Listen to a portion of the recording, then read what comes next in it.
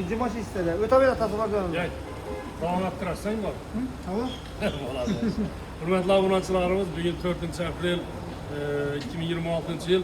Kimi təvəllüd günü bu olmasa hemen bugün tuğulma günlerine tebrikliyimiz.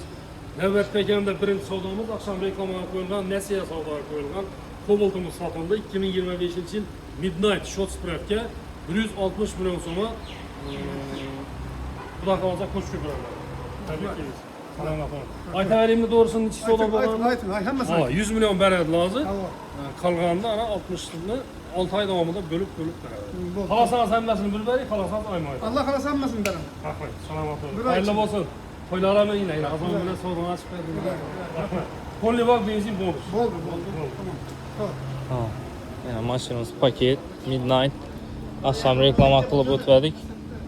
Bu da xalaslar xoş köpür Kiropa getdi maşınımız. Həməyə üçün yaxşı maşınlar nəsib etsin. Gələ arasında.